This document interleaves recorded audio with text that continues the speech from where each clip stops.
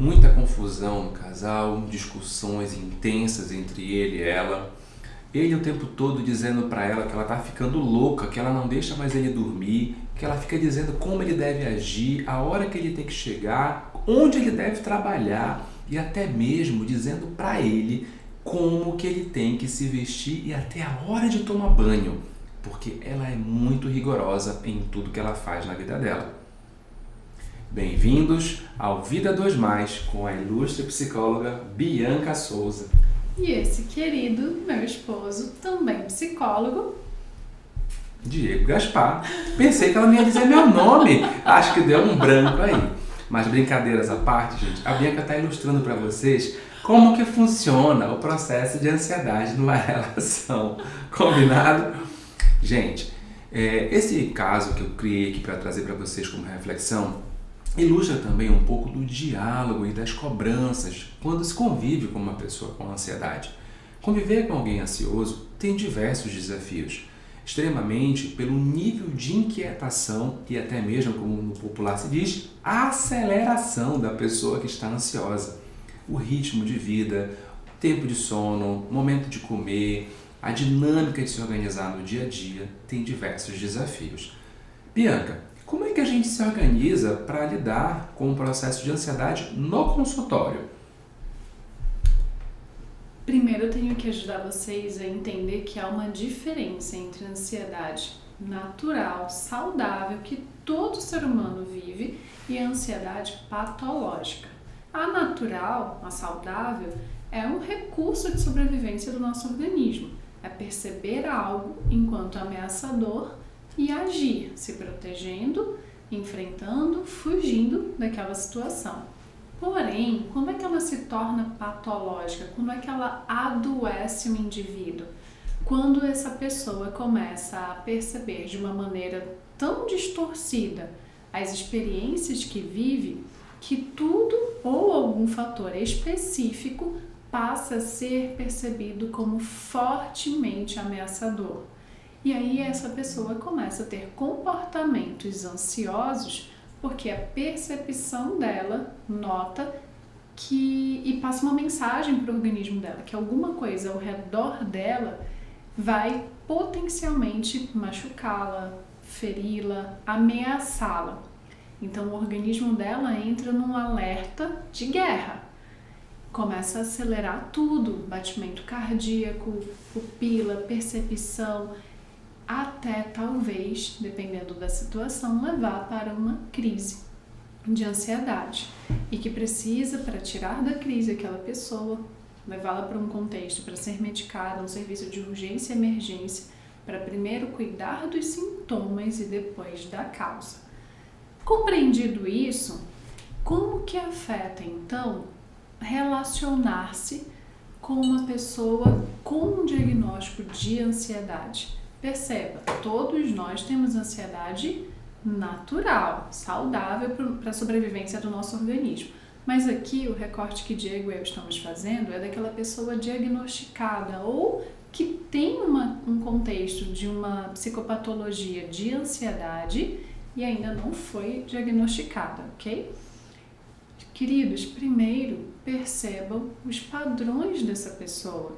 Ela tem dificuldade de se acalmar, ela tem dificuldade de relaxar, é uma pessoa que termina uma tarefa, já está se cobrando ou começa a ficar tensa por coisas que ainda acontecerão ou que ela acredita fielmente que aquilo acontecerá, mesmo sem ter aquele desdobramento da vida. Por exemplo, imagine que seja domingo à noite, o casal tá ali assistindo filme em casa, tá tudo bem, pediu uma pizza, tá curtindo aquele momento, aí ele lembra, putz, mas amanhã vai ter uma reunião.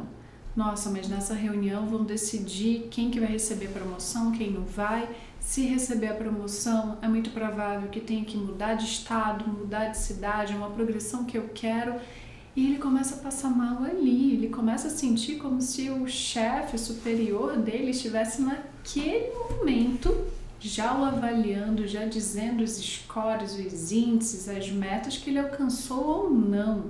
mas a situação nem aconteceu. Ele começa a antecipar uma possível experiência que ele tem medo, tem receios, tem todo o arcabouço de valores pessoais e de percepções distorcidas sobre ele mesmo e da situação que o levam a começar a ter os sintomas de ansiedade.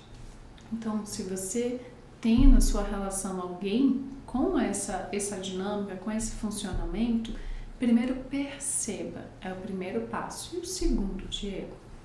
Depois que você perceber essas condições, é extremamente relevante que você entenda que a forma de agir com uma pessoa com características ansiosas, falando de uma situação patológica, de um processo de adoecimento, problema de saúde mental nesse sentido, as suas atitudes também vão precisar mudar.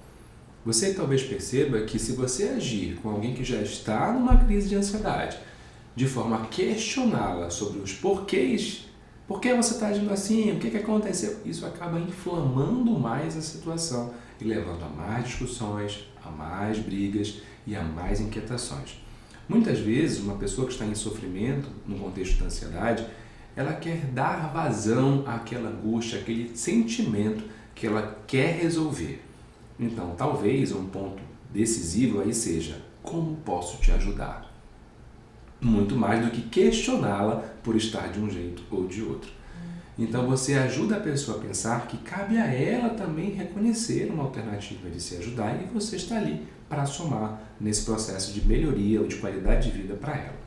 Então, esse segundo passo, ele vai ser também um caminho para o terceiro, que vocês vão poder juntos avaliar como fazer dali para frente, para diminuir a ansiedade, não apenas naquele momento, mas para prevenir crises no futuro. Porque a ansiedade, gente, como diversas outras psicopatologias ou doenças relacionadas à saúde mental, perceba que elas não têm cura, pelo menos até o momento. Estamos gravando esse vídeo em 2025, tá? Não tem cura até agora. Então significa que tem tratamento. E tratamento significa mudanças de atitude, mudanças com relação a questões sintomáticas, portanto a medicação pode ser relevante em alguns casos, sim. A questão é saber quando fazer isso. Então é natural que você, enquanto cônjuge ou companheiro de alguém com ansiedade, com transtorno, até se possível acompanhe ela numa consulta ao médico. Entenda como funciona a medicação dela, tire suas dúvidas para que você ajude na regulação dessa medicação, tomar no horário certo, controlar o uso da medicação, observar os sintomas, os efeitos colaterais, porque isso vai contribuir no ajuste dessa medicação no futuro. O seu olhar, enquanto alguém convive diretamente com ela, vai fazer diferença também na terapia dela. Você pode, muitas vezes, preencher alguma atividade ou fazer alguma discussão com seu cônjuge e dizer algo assim: você já pensou em levar isso para o seu psicólogo? Já levou essa informação para o seu psiquiatra? Já levou a informação para o seu médico? Enfim, para aquele profissional que está te atendendo. Então percebe que a sua participação ativa no bem-estar do seu companheiro também vai influenciar o bem-estar da sua relação. E o que o Diego trouxe é tão relevante, é tão importante para quem está vivendo aqueles sintomas, porque quem está de fora pode ser um facilitador para a percepção de quem é ansioso. Ansioso, mais uma vez, no sentido de adoecimento, tá? Por exemplo, você descrever: olha, fulano, fulana, eu percebo que toda vez que você vive determinada situação, você tem crise ou você fica mais alterado. Então, mostra para aquela pessoa, porque às vezes ela não tem clareza do que possam ser os gatilhos que promovam esses sintomas de ansiedade. Mas tem um outro aspecto também. Não basta você se disponibilizar a ajudar o outro. Esteja atento a como o funcionamento desse seu parceiro ou parceira afeta você. Porque se você tiver dúvidas, se você tiver num momento difícil seu e que não haja tanta paciência, tanta disponibilidade para ser facilitador, para ajudar o outro, talvez você precise procurar ajuda também para as suas próprias questões, para uma vez se regulando, uma vez se reequilibrando, você estar disponível para facilitar o processo do outro, para ter um benefício direto no seu relacionamento. Quanto mais inteiro, integrado consigo você estiver, mais disponibilidade você também terá para estar na relação e acolher as demandas da outra pessoa.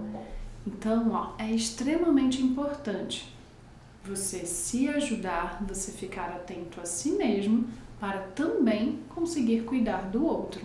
Porque senão você se doa tanto e usa toda a sua bateria que vai chegar um momento que você pode não ser tão facilitador, mesmo que tenha a intenção de ajudar seu companheiro ou companheira. Vou fazer um adendo para você aqui, pensando agora como que a ansiedade interfere na vida familiar. De uma forma muito específica, no diálogo. Será que alguém ansioso consegue se comunicar da mesma forma que as outras pessoas? Será que ela consegue falar, reconhecendo os sentimentos, expressando o que ela pensa e sente, como a maioria das pessoas? Será que ela consegue exercitar a empatia da mesma forma que as outras pessoas quando está tão inquieta? Pensa aí. Agora imagina só, se ela tem dificuldade de fazer tudo isso e você ama essa pessoa, mesmo com essas características. Não tem nenhum problema nisso. A questão é, você está preparado para o desafio que vai ser se adaptar a essas características da pessoa que você ama? Porque nesse ponto talvez não caiba que, isso é uma característica da personalidade, isso é uma característica do transtorno. Não é um espaço. Mas entenda, aquela pessoa que você ama tem comportamentos que para você podem ser difíceis de lidar. Isso é uma condição humana também. Mesmo que não fosse uma pessoa com transtorno, também poderia ter características difíceis de lidar. Então perceba que se é de amor que nós estamos falando, se você se realiza estando ao lado dessa pessoa, você sente e acredita que essa pessoa também faz o mesmo por você, há reciprocidade, o que você precisa fazer agora? É talvez aprender a lidar com os desafios dessa convivência. Inclusive, de que quando aquela pessoa estiver vivendo um momento de ansiedade, ela pode não ter empatia com você. Pode ser que num dia você esteja muito cansado, sobrecarregado do trabalho, do manejo com os filhos, do manejo com a casa, e aquela pessoa está vendo só a necessidade dela no final do dia. Essa pessoa não me reconhece, ela não se importa comigo. Calma, pode não ser isso. Pode ser que se conviva com uma pessoa com ansiedade e que ela tenha extrema dificuldade de reconhecer essas condições para você. Mas você pode ensiná-la a fazer isso. A diferença é que talvez você vai precisar ter mais paciência para ensiná-la. Ela vai aprender gradualmente. Então perceba, ela tem interesse em aprender, ela quer investir na nossa relação e você tem paciência de ensinar. A ensinar o quê? Como você sente, o que você pensa quando ela te trata de determinado modo. Para auxiliá-la a melhorar o autocontrole dela para lidar contigo, com os teus filhos, com o trabalho, com a vida. Então é um aprendizado que ela pode ter com você, que a vida dela pode ter um ganho significativo. Ou seja, além de você já ser um ganho significativo para essa pessoa, você ainda contribui para ela ter outros ganhos na vida dela. Uma dica aqui, que pode ser muito importante, é que eu vou falar isso para vocês pensando nas pessoas que eu atendo na clínica, no consultório.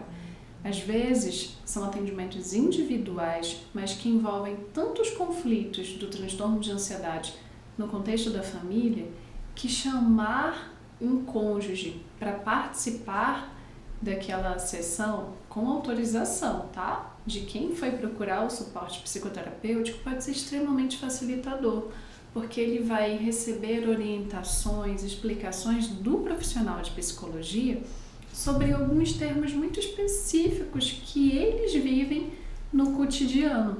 E isso pode ajudar em muito no processo de compreensão, de acolhimento e de facilitação na vida, como o Diego falou lá fora, sem a presença de um psicólogo 24 horas tentando mediar aí essa comunicação.